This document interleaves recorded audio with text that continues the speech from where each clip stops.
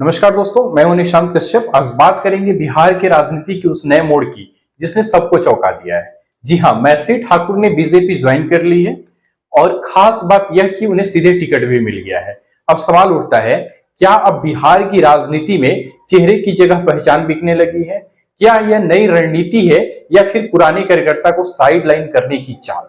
मैथिली ठाकुर एक ऐसा नाम जो कला, संगीत और संस्कृति की पहचान बन चुका था। बिहार से लेकर पूरे देश में उनकी आवाज ने लाखों दिल जीते, लेकिन अब वही आवाज राजनीति की रागनी बन चुकी है। बीजेपी ने उन्हें टिकट देकर साफ संदेश दिया कि अब राजनीति सिर्फ अनुभव नहीं, इमेज पॉलिटिक्स पर चलेगी, जहां जनता की पसंद और सोशल मीडिया का प्रभाव ही तय करेगा कि टिकट किसे मिलेगा। बीजेपी को पता है कि बिहार में इस वक्त भावनाओं और चेहरों का दौर है। नेताओं से ज्यादा पहचान और ब्रांडिंग बिकती है। मैथिली ठाकुर का चेहरा युवा और महिला वर्ग दोनों को आकर्षित करता है और यही बीजेपी की राजनीति का नया कार्ड है।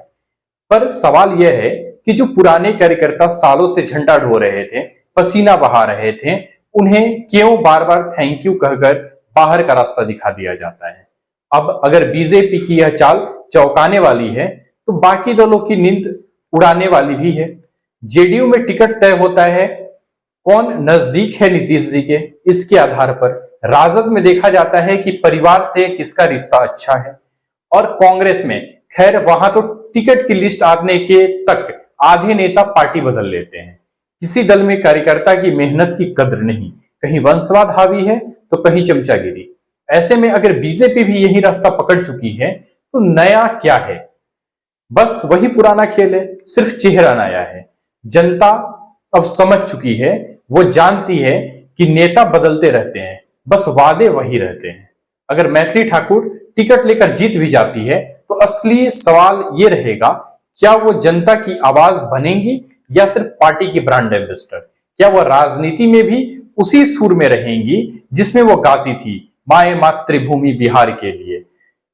बिहार की राजनीति में अब एक नया दौर शुरू हो चुका है, जहां टिकट मेहनत से नहीं पहचान से मिलती है, जहां नारा है फेम है तो गेम है।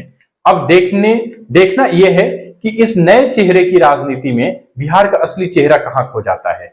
अगर आपको यह विश्लेषण पसंद आया तो आप चैनल को सब्सक्राइब करें, कमेंट में बताएं कि क्या मैथिली ठाकुर बिहार की राजनीति में शुभ साबित होंगी या सिर्फ एक नया चुनावी तमाशा बनकर रह जाएंगी। धन्यवाद। जय बिहार, जय हिंद।